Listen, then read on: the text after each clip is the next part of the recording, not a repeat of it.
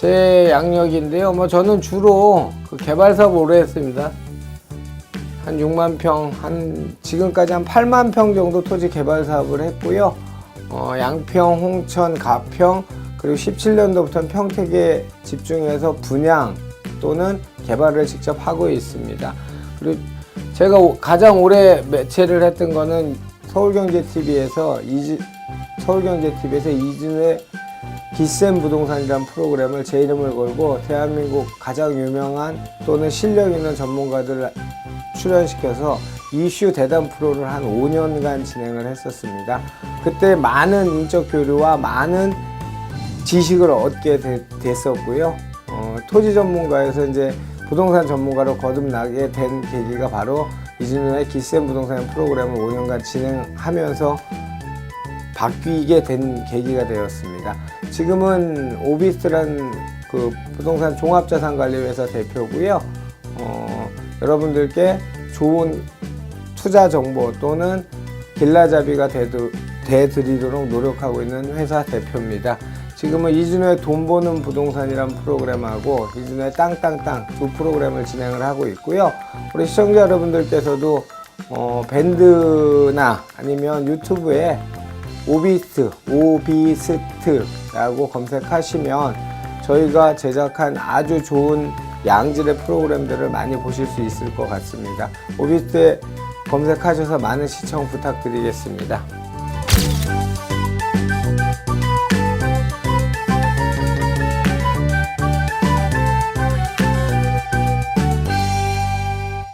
안녕하십니까. 이진우의 땅땅땅 시간입니다. 여러분 오랜만에 뵙습니다.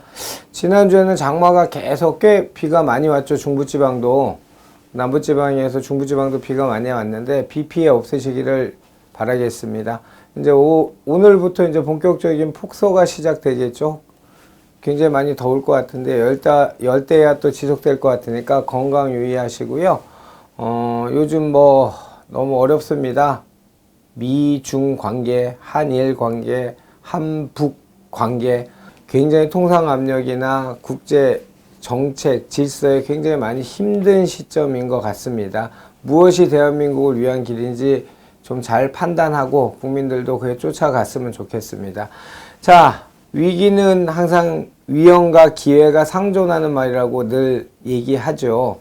근데 지난 제가 부동산을 했던 기간 한 20여 년을 돌아보면 제가 처음 제일 위기라고 저 토지 개발을 하면서 위기라고 느꼈을 때가 바로 2006년, 5년 그때 그 부동산 실거래가 그 등기부등본 기재할 때였습니다. 실거래가 거래액을 등재할 때 그때 뭐 부재지주 60%에 주민세가점 66% 이런 게 안 하던 걸 갑자기 시행하니 투자적인 측면에서 토지 투자는 끝난 줄 알았습니다. 저는 제 스스로도 그렇게 생각을 했었고, 그런데 그로 인해서 그런 사실관계가 생기고 난 후에 두 가지 부류가 생겼죠. 그럼으로써 토지 투자를 안 했던 분, 그리고 토지 투자를 했던 분, 여러 정책은 변한다라는 대명제를 믿고 이제 하셨던 분들, 뭐 이렇게 나눠볼 수 있을 것 같은데요. 결과론적으로는 그때 당시 수도권이나 서울에 토지 투자한 분들은 큰 이득을 보셨던, 이런 승리하는 투자를 하셨던 것 같습니다.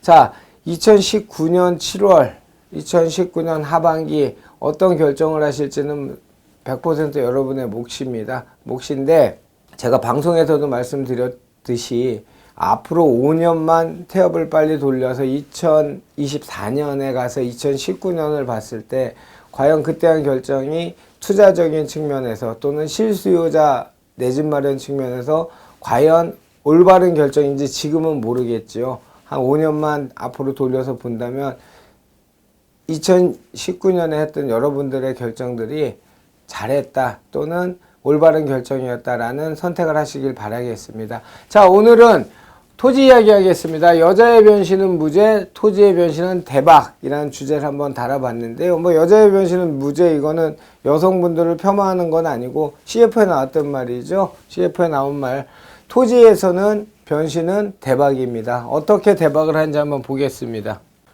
자, 펄펄 끓는, 먼저 현재 대한민국 하반기 2017년부터 시작됐죠. 토지 시장에 이런 큰 물줄기들은 2017년 하반기부터 시작됐다고 보시면 될 것 같아요. 18년도, 19년도 오면서 굉장히 임계점이 가까울 만큼 펄펄 끓는 임계점이 가까울 만큼 많은 호재들과 많은 일들이 생겼습니다.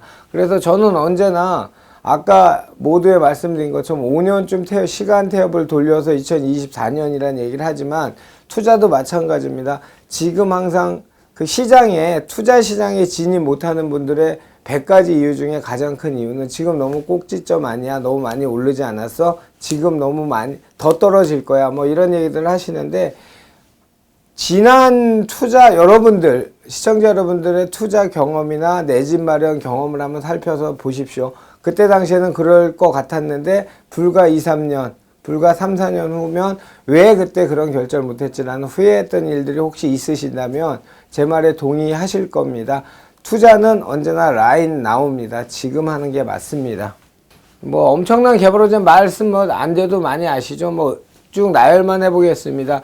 국가균형발전 계획이란 게 국가균형발전 제4차 국가균형발전 종합계획이란 게 2018년도에 발표됐는데요. 여기 5년간 계획입니다. 2022년까지 문재인 정부 들어서 그러니까 국토종합계획, 광역도시계획, 수도권정비계획 모든 법들의 일몰시한이 2020년이고 2021년부터는 새로운 제4차 국토종합계획에서 제5차 국토종합계획으로 바뀌는 임계점이 종료되는 시점이 모든 지금 상위법들이 2020년인데 현 정부 들어서 종합계획이 최초로 나온 게 바로 국가균형발전 종합계획이라는 게 나왔는데 이 안에 굉장히 많은 내용들이 거의 다 담겨 있다고 보면 될 것 같습니다.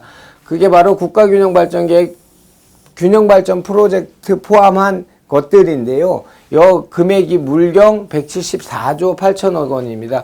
그래서 균형발전 프로젝트 금액을 제외하면 한 150조 정도, 153조 정도 되는데요. 그 내용이 바로 작년에 저도 칼럼을 썼고 여러분들이 칼럼을 쓴 전문가들이 칼럼을 썼던 가불 논쟁이 있었던 예타면제, 경제성, BC, 타당성 검토 대상 면제사업 24가지인가요? 그런 것들 포함한 예타면제 공공사업, 그 다음에 지금 말이 많은 GTX, ABC 노선, 그 다음에 3기 신도시 말 많죠? 이게 한 40조 되고요.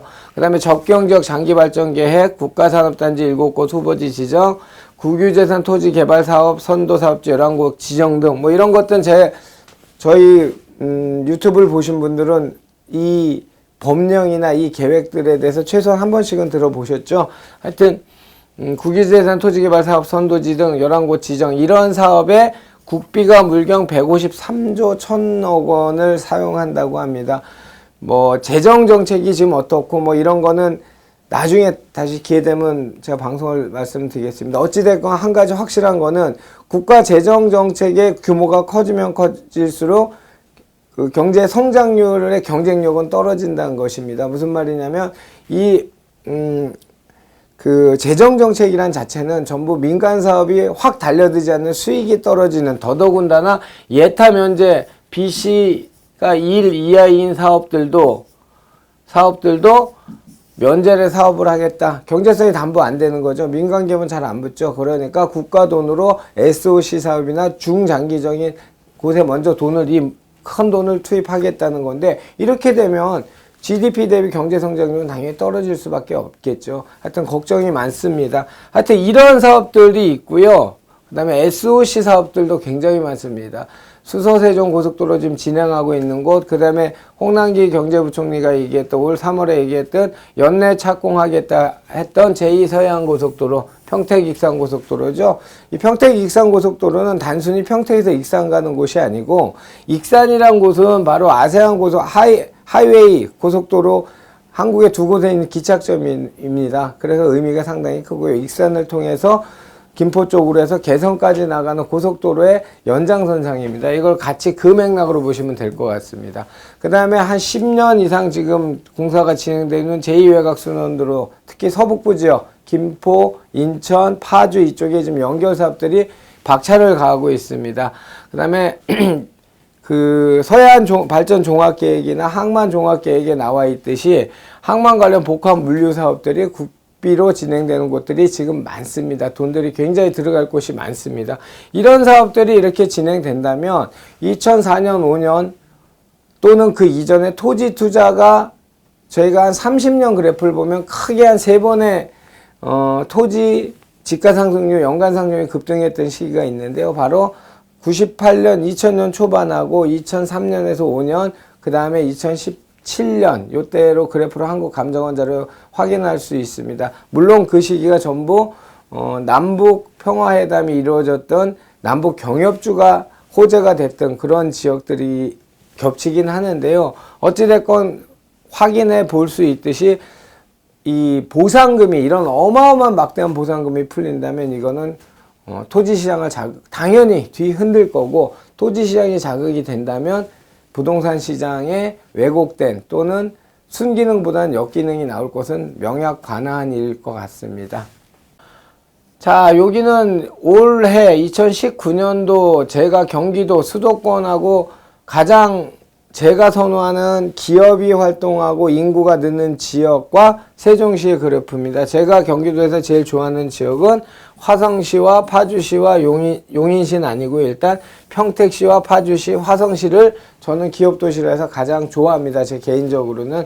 뭐 다른 곳 왜 얘기 안 하냐 뭐 욕하셔도 할 수 없습니다. 제 전문가 제가 봤을 땐 그런 데고요.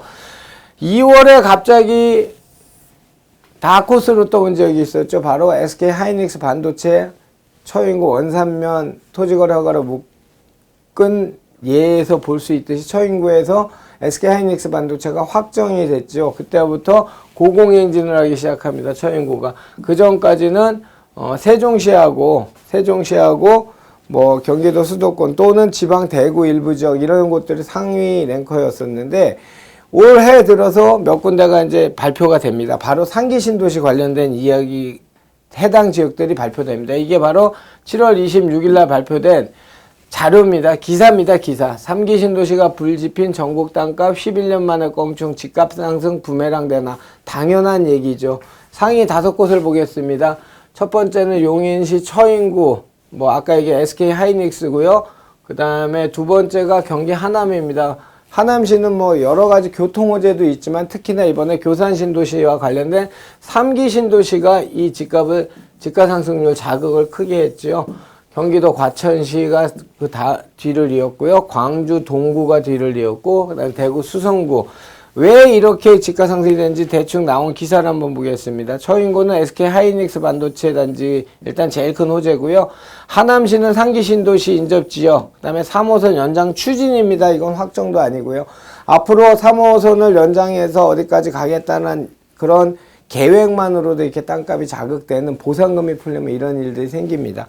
대구 수성구 같은 경우에는 뭐 주택 재개발 때문에 이렇게 됐다고 하는데 어떻게 시내 재개발 하나 갖고 이게 전국 상위 넘버 3가 되겠습니까? 대구 지역에 많은 유동자금이 몰리면서 자극한 거죠. 집가를 자극하고 투자 심리를 자극하고 그런 결과물인 것 같습니다. 과천시 같은 경우에는 지식정보타운 사업 진행 및 재건축 3기 신도시 특수수요 뭐 이렇게 해서 전국에 빨간색은 전부 상승률이 높아진 거고요. 뭐 창원이나 마산 뭐 이쪽은 전부 마이너스를 기록합니다. 거제까지. 조선사업이 몰락했죠. 조선업의 몰락. 그러니까 이거는 일자리가 없어지면 당연히 월세 못 내죠. 월세 못 내고 건설 못 짓고 분양 못 받고 이건 너무도 뭐 초등학교 학생들도 알만한 내용이지 않습니까? 일자리가 무조건 살아야 됩니다. 일자리가 생기고 젊은이들이 모이고 돈을 써야 되는 소비가 이루어지는 지역이 부동산 가치가 있는 거죠. 부동산뿐만 아니라 경기적인 측면에서도 마찬가지입니다.